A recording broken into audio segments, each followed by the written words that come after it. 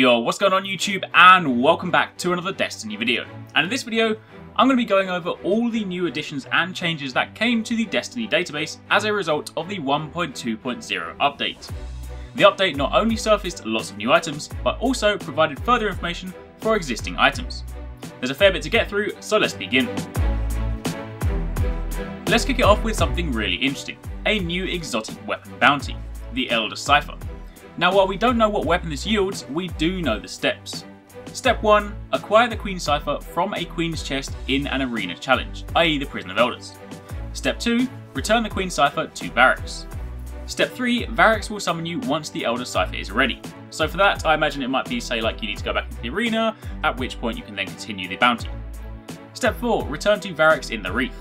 Step 5. Kill bosses in the arena. Challenge bosses are worth more. So again, you work your way back into the arena, and it seems that fighting bosses is then the kind of condition to complete this stage of the bounty. And the harder the boss, the more points you get. Then step 6, take the Elder Cipher to Arekkz in the Reef. And that is where it ends. So as you can see, this exotic bounty revolves around the Prison of Elders.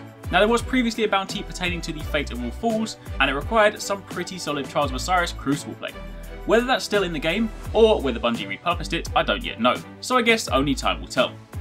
As for the Elder Cipher itself, if I had to guess, I'd say it probably most likely either links to the Lord of Wolves, given the connection between that weapon and Skolas, or perhaps the Fate of All Fools if it's been repurposed.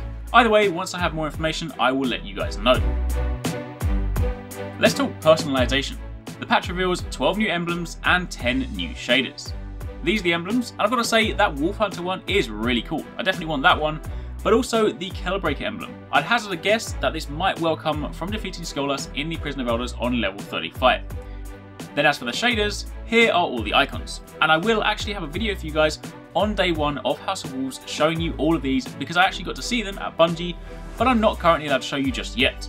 However, that being said, the Destiny shader previewer has been updated with these, so I can actually show you what they look like on my character through that. Now, the colours in here don't really do them justice given that they don't have the natural game lighting applied, but either way it'll give you an idea.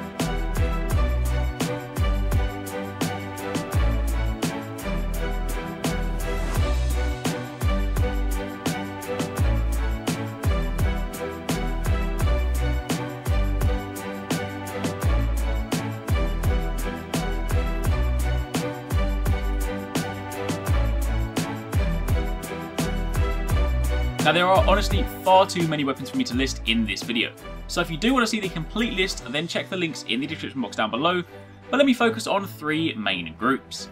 First up, Prison of Elders. These are the 10 weapons you can acquire as part of the prison. We know that Arekkz sells weapons, but whether he sells all of these again will remain to be seen. It might be that some of the better ones are drops, while some of the other ones are sold. But either way, from left to right, we have Wolf Slayer's Claw, also rifle, 6 Dreg Pride, hand cannon, Wolf's Leash, Scout Rifle, Aegis of the Kell, Pulse Rifle, Vestian Dynasty, Sidearm, Wolfborn Oath, Shotgun, Shadow of Veils, Sniper Rifle, Servant of Axor, Fusion Rifle, Chains of Orbic Spell, Machine Gun, and lastly, the Last Rebellion, Rocket Launcher. The perks on some of these are still unknown, so for now, we'll just leave it with the names. Then for the Trials of Osiris, you have 9 main weapons, but there are also 4 additional weapons known as Adept. These are basically versions of the primary Trials of Osiris weapons that can carry Void, Solar or Arc elements, whereas the regular ones are just kinetic. I'd imagine the Adept ones are probably therefore much harder to get, but either way, that is pretty awesome. That means you can take the Trials of Osiris weapons and actually make them viable in a PvE scenario. And then on top of that, there's also a full set of Queen's Wrath weapons as well, and these drop in the Prison of Elders. They may also drop elsewhere, but from my time playing the House of Wolves, that is where I encountered them. It seems that right now there are only 2 sidearms, the Vestian Dynasty and the Dreg's Promise, the new exotic. And speaking of exotics, if you want to find out more about the changes to those, then I put up a video last night, so I'll leave a link to that in the description box down below, because that goes over all the exotics, both weapons and armour. Now, for armour, there's a lot of really cool stuff here, but once again, there's also a hell of a lot to go through, so let's focus on the important things. These are your armour sets for the Prison of Elders. From left to right, the Kell Hunter set for Hunters, the Kell Slayer set for Titans, and the Kell Breaker set for Warlocks. We've seen quite a bit of these in recent gameplay trailers, so let's move on. Next up, you have the Trials of Osiris sets, which as we all know look flipping awesome. But the thing I wanted to call out is that there are actually 2 sets. Well, one complete set and one almost complete set. The main one, the one that everyone will be after, is the Exile gear. This is the fancy looking Egyptian stuff, but then on top of that you can also get, as random drops in the Trials of Osiris, the Watcher's set. Now this set doesn't have a helmet, so it's just gloves, chest and boots, but they do still look pretty cool. Then moving on from there, you have the Queen's Guard set. Now I imagine this will be very similar, if not the same, as the original Queen armour, so I won't hang on here too long, but next, this is really interesting. It seems that a brand new set of Iron Banner gear is also going to be coming to the House of Wolves. And I've got to say, from the icons, these look pretty sweet. I'm kind of gutted now that I never actually bothered to get the Iron Banner gear before, because this is like Season 2 gear, so it would have been nice to have both, but either way, I've got to say Bungie have really got in here.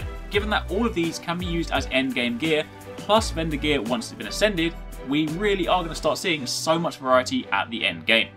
And then on top of all of that, there's a ton of faction gear, but I'll leave you to look at that yourself.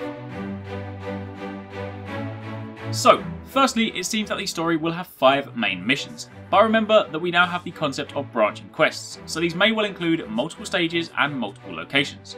But either way, I imagine that this will be a similar length or a little bit longer than the story for the Dark Below. On top of that, there are a grand total of 23 new wanted bounties, like the ones we've been doing the past few days, which is a pretty big number, so it looks like there's going to be plenty of patrol content there. Then on top of that, the 6 different arena variations have surfaced for the Prison of Elders. You have Machine Wrath, Archon servants have raised their own corrupted servitor god, Calyx Reborn. Defeat it and be rewarded. Then you have Cult of the Worm. Gulrot Unclean has been summoned by the Wormkeepers. Don't let the beast's filth spread beyond the prison. You then have Urux's Grudge. The Flame Prince Arekkz vows to burn the light until all that remains is darkness and bone. You then have Broken Legion. Valos Tarag seeks to prove his might by crushing all who challenge him. The Forever Eaten. Quadron, a Vex Chronivore, sees only one outcome, your demise. Prove it wrong. And then lastly, the level 35 one, Skolas' Revenge. Skolas and his crews challenge the Guardians who captured him. Face him with a fire team of 3, end him. So it seems like by reading that description, at the end of the story mission, as opposed to killing him, we will probably capture him, he then gets put in the Prison of Elders, and at that point we then need to go and challenge him again. And also remember that these rotate on a weekly basis between the level 32 and 34 versions. The level 35 version always remains the same, so plenty of variety to keep you going. There are a few more interesting things that cropped up, but they didn't really fit into the other categories, so here they are. Firstly, it seems like the description for Zur has changed. It used to say, Zur comes and goes freely, his strange curios too valuable to risk driving him from the tower. And now it says, Zur comes and goes freely, his strange curios eagerly sought by adventurous guardians. Which probably refers to the fact that we will now see him in the Reef. The question is whether we'll see him multiple times a week in different locations, or whether on a Friday we'll just have to check 2 places. On top of that, the Mercury social space that used to be called the Halls of Amentet has now been renamed the Lighthouse. And while we have still not seen anything of this yet, I do wonder whether this is somehow tied to the 9th win in the Trials of Osiris.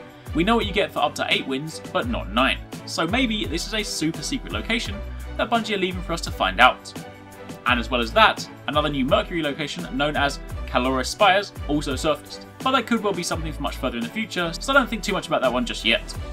Either way, that, my friends, is it. There was a hell of a lot of information to get through, so if you did stick around to the end, then thank you very much. Let me know in the comments down below if you made it. But either way, there are also a few other things that I didn't cover, like ships, faction gear, etc. So again, if you do want to see any of that in detail, then I will leave a link to the various Reddit posts in the description box down below, so you can check them all out. But aside from that, thank you very much for watching, take it easy, catch you next time, peace out.